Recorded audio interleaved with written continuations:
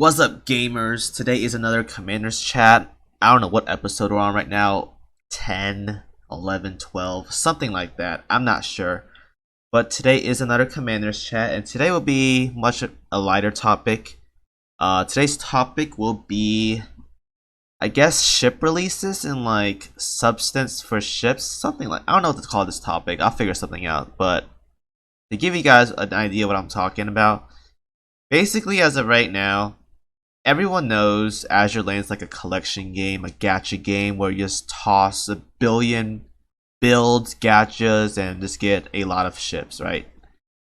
Yeah, that's Azure Lane in a nutshell. You want to get all the ships, you want to get a lot of them, etc., etc. That's the deal. So, what's the problem with this? The problem with this is how I see is we have new ships coming in like every 2 weeks, at least in EM. I think in like Japan and China they're slowing down a bit, but yeah, there's a lot of ships. There's a lot of characters. So the problem with this is since Azure Lane follows history, eventually they're gonna run out of ships. For unique ones, that is. I'm not talking about the 10 billion Fletchers and the 1000 or 100 SX class ships. I know there's a lot of those. Don't get me wrong. USS has a lot of ships to go through. That's probably why there's so many USS events to begin with. I get it. But eventually they're going to hit that point where they're going to run out of ships. We've gone through most of it already, at least in history. At least like in World War II, because that's what the game is based off of. So now we're doing like World War I, other wars and stuff. That's what's going to happen. So in 2 or 3 years down the line, assuming the game lasts this long, what's going to happen? How are they going to add more ships into this game while being unique? It's hard, isn't it? Because we have new events every single 1 or 2 months. It's nice, don't get me wrong, it's nice. But how long will this last for? How long will they be able to keep up making new ships, new characters for new events and whatnot? Because as of right now, there's how many events? Over 20 or something. That's pretty good. For a gacha game, that's pretty good. For like a 2-3 year gacha game, that's pretty good. But they're gonna run out of characters eventually because they release in packs. They're releasing characters in like packs of 5. There's like every new event, there's a pack of 5 new characters to get. So if they go through that many new characters at once per event, that's fast. They're gonna run out of characters eventually. So how are they gonna improve on this? Where do they go from here? Well, I know for a starting fact that they're doing a lot more PR collabs. It's safe to assume that every year there's going to be a new PR season. That's how I feel. Like next year there's going to be PR 4, then in 2022 there's going to be PR 5. That's what's going to happen.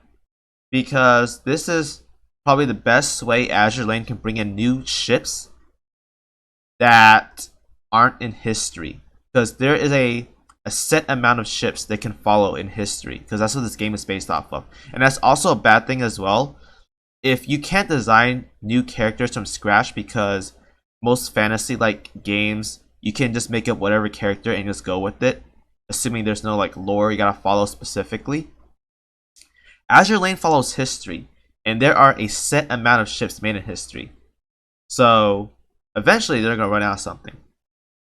But with PR ships, they're collabing with World of Warships. They can bring in new ships that are not from history.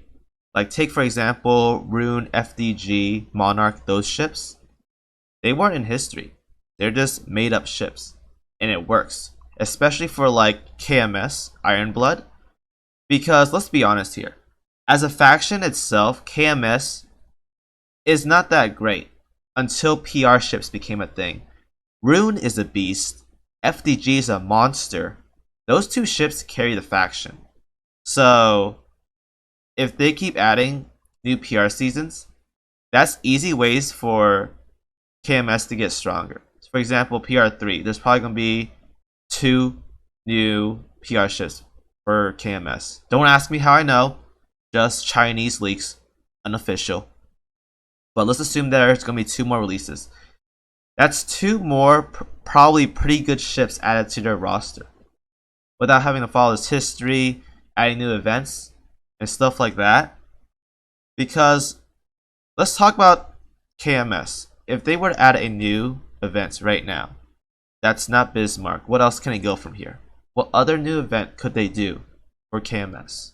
Because most of the ships right now that Germany had back in history are done. They're used up. So where do we go from here? So you guys see it, right? So that's my problem with the game. I don't know how they're gonna solve it. I personally don't know how they're gonna solve it either. More PR seasons, I guess. More grind, grind, grind. Everyone loves to grind, right? That's the nature of this game. Psych. I don't know. I don't know how they're gonna go from here. They could just like, I'm just waiting for the point where they just say, screw it. We're just going to add whatever ships we want. Make up ships. Laser beams, as Corone would say. I don't know. Speedy bullets, thunderbolts, lasers, UFOs. It can be a lot of things. And I'm waiting for that to happen, but I doubt it though. But that's one thing they can do. Just say, screw it, we're done with history. We're just gonna roll with like weird ships now. But I have noticed that with the leaks from the Chinese and Japanese servers, they're adding a new faction of ships, which is called like altar ships or something. I don't know. There's a name for it, but it's like altar ships. That could be another way for them to add new ships. I've noticed that. It's pretty cool. It could work. That's interesting. So that's probably something they have in the works right now. More ways to add new ships. They could probably do events with that stuff too. That'd be kind of cool. I won't lie. But there's still a handful of ships to go through for other factions, like Veneto and Pola for the Italy event. That other Russian ship that was in the first event, but they didn't reveal who it was. I'm not sure who it is actually either. There's still a lot of HMS ships as well. God knows why. It's been 3 years now for this game, and there's still only been one major HMS event. Like, why? I'm pretty sure there's still more HMS ships out there, but they're just like, nah, let's just forget about this faction and just throw in random ships in other events. Like Bismarck's event, we had King George V. That could have been easily another HMS event, but they chose to throw her in there with the Bismarck event. Why? Same with Italy event. Formi was in there. Why is Formi in there? That could have been her own event as well. I don't get it. We have all these events and they just throw in HMS ships like everywhere. There hasn't been a solid event for HMS since Winter's Crown. I'm not talking mini events. I'm not talking Dido Raid. I'm talking an actual event, like a full-fledged event. There hasn't been one since Winter's Crown. What's the dealio with that, Manju? Why do you guys hate HMS so much? Is it because back in history, Britain took over China or something? I don't know. I'm just gonna start spewing nonsense, and I don't really care, honestly. It's like 6 in the morning right now, but you guys get the deal with that. So I don't know. I want them to add more substance to ships, because if they slow down ship releases, people are gonna be like, oh, I want to gacha some more, right? But that's not everything. Like, aside from rebuilding your coins and cubes, I feel if they slow down ship releases, then people would love a certain ship a lot more. Because as of right now, we have new events coming in every single month or two. It's hard to remember every single ship for the past 2 years unless you're that dedicated to history. Like, looking back, I'm looking at my list right now. I barely remember Kawakazi. Let's go down to SSR. I'm gonna look at SSR specifically. There's a lot of purple and blue tier ships that I still don't even know. So let's look down this list. Kavala, the submarine. Vaguely remember her. Let me see here. A lot of submarines. The Triumphant, we just had the event. Huh. Okay, probably not SSRs. I remember most of these. Probably not SSRs. Alright, let's go to elites. Let's go to elites. Let's go to purple ships. Alright. Kasumi. Kasumi was from Saruga's event, right? Ryuha and Saruga's event. Barely remember her. Grenville. I don't know who Grenville is. Mulani. Don't know who she is. Hibiki. Same event as Kasumi, I think. Kinu, I remember because she has that tomboy look. Giulio Caesar. I don't know how to pronounce this name. It's that Italy event ship. Blanc. Where does she come from again? I don't even know where she came from. Birmingham, I know memes. Biloxi, I know. Gloucester. I think she's an HMS ship. I don't even know where she came from. Let's see. Harusuki. Oh my god, there's so many IJN ships I don't even know here. Mikuma. Haruna. Like all these elite ships. Minsk. Like where are all these ships coming from? I don't even know where they came from. Like there's no lore behind these. Like I know it's hard for games to have like more substance to lower tier ships, I get it, but they can still do it like well if there's like some kind of like background to it. I don't know, man. It's hard. It's hard trying to make like low tier ships relevant in terms of like character development and whatnot. I get it. Everyone focuses on the SSRs like any other game for most of it. It's hard. But I want like if they slow down releases for characters, then I don't know. I feel like I could be more involved with how each character are because there's over 400 ships, and like I want to try to like remember a good handful of them. Like Arknights does it pretty well because low tier units are usable, right? I remember like Ranger 12F, low like Beagle, Gumi, stuff like that. I remember those characters, but then again, it's a kind of fresh game, so wait until like 2 years later. There's probably gonna be like a billion operators. I probably won't remember then. Maybe, who knows?